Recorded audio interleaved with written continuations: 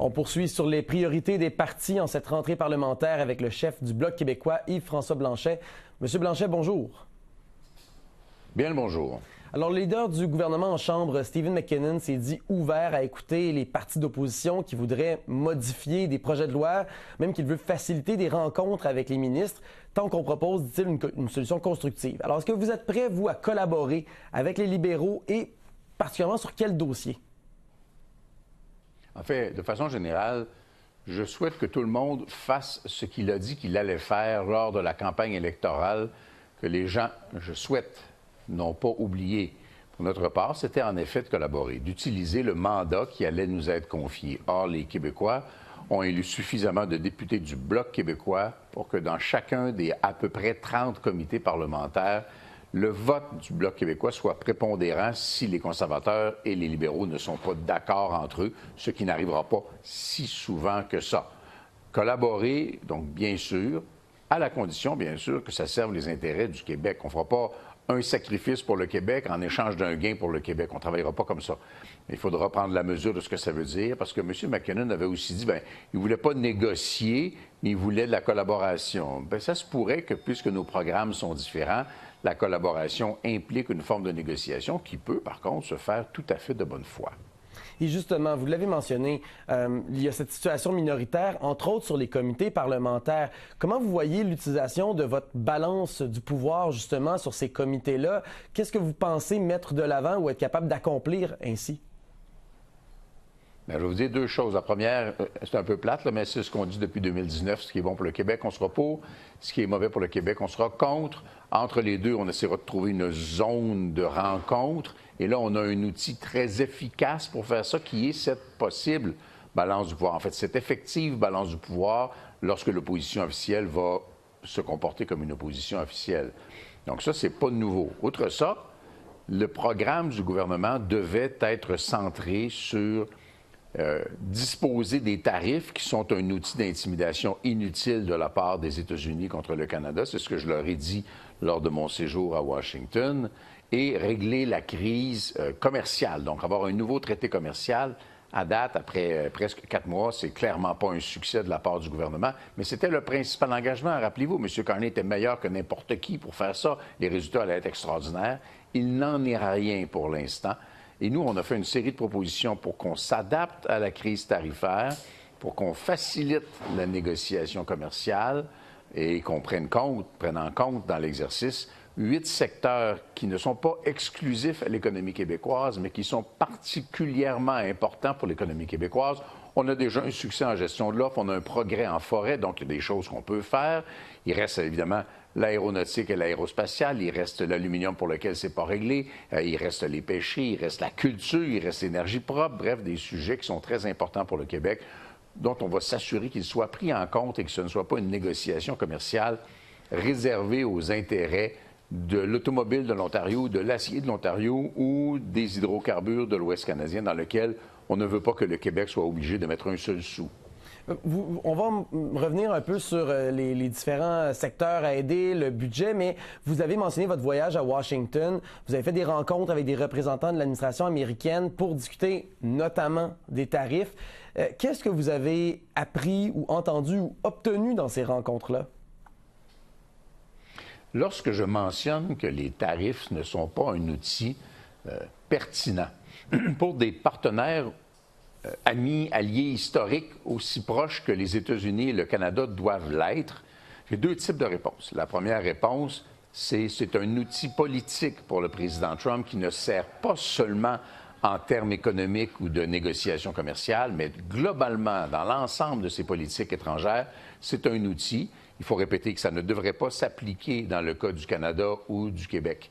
Cet élément-là est fondamental. L'autre élément qui est repris par les milieux économiques des États-Unis, donc les chambres de commerce, les associations Canada-États-Unis pour l'économie, bien, ces gens-là disent, comme nous, ça ne devrait pas exister et il faut sortir des tarifs. Mais le tarif est un outil quand même assez hostile et les porte-paroles américains répètent que le premier ministre Carney n'est pas du tout assez présent auprès du président des États-Unis pour avoir le type de relation qui va favoriser l'établissement d'une nouvelle entente et potentiellement la fin de pas tous les tarifs, il en restera, mais la baisse des tarifs extrêmement violents qu'on subit présentement.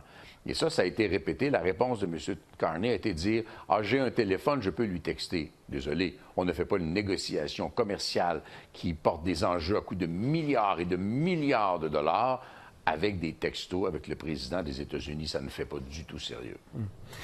Je voudrais vous entendre sur le budget maintenant parce que c'est un moment qui sera important, le dépôt de ce budget qui est prévu en octobre. Selon la presse, aujourd'hui, on apprend que le déficit pourrait atteindre 100 milliards de dollars. Mais le gouvernement lui parle d'un budget marqué par l'austérité et des investissements stratégiques. Est-ce que, avec la crise actuelle, vous avez parlé, de ces négociations avec les États-Unis qui ne sont toujours pas réglées. Est-ce que, selon vous, un déficit de cette ampleur, ça se justifie?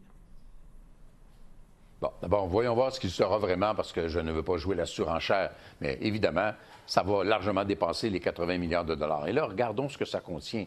Ça contient, rappelez-vous, le fameux cadeau de 4 milliards de dollars à l'ensemble des Canadiens, sauf le Québec et la Colombie-Britannique, qui ont pourtant payé leur part. Donc, le Québec a donné 800 millions de dollars à l'ensemble du Canada et n'a pas reçu cette espèce de drôle de cadeau électoral de 4 milliards. Après ça, d'autres milliards de dollars de baisse d'impôts à l'entrée au pouvoir du gouvernement. Juste en renonciation aux contre-tarifs, on est n'importe où, parce qu'ils ne nous donnent pas les chiffres, entre 20 et 40 milliards, 9 milliards d'investissements dans le militaire, des annonces qui ont été faites depuis. Et là, les chiffres qu'ils disent là, pour les méga-projets, là, ça atteint des sommes absolument phénoménales. Donc, il va falloir qu'il y ait énormément d'austérité. Vous comprenez bien qu'on ne peut pas dire à tous les ministères, vous devez baisser votre budget de 15 mais évidemment, tout ce qui touche les ressources naturelles ne baissera pas de 15 puis ce qui touche le pétrole ne baissera pas de 15 et ce qui touche le militaire ne baissera pas de 15 Il y a des compressions assez dangereuses pour la qualité de vie des gens qui en bénéficient, qui sont à appréhender. Donc, un budget d'austérité risque de mal passer de la part d'un gouvernement qui lance l'argent un peu dans toutes les directions.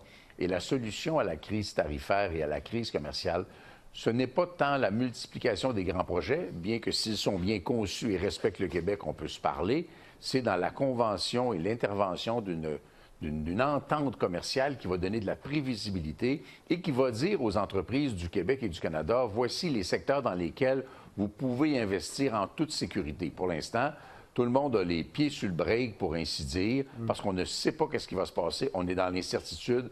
Le billet d'avion pour aller parler avec M. Trump coûte beaucoup moins cher qu'un gazoduc de l'Alberta jusqu'à Churchill au Manitoba. Mais est-ce que, advenant un déficit, vous avez parlé de au-dessus de 80 milliards, on a les chiffres dans la presse de 100 milliards, mais est-ce qu'il y a des mesures qui feraient en sorte, qui sont cruciales pour vous, que si vous les voyez dans un tel budget, vous vous dites « je suis prêt à l'appuyer ». Vous avez parlé de secteurs qui ont besoin d'aide, qui touchent le Québec, l'aluminium entre autres, culture et tout ça.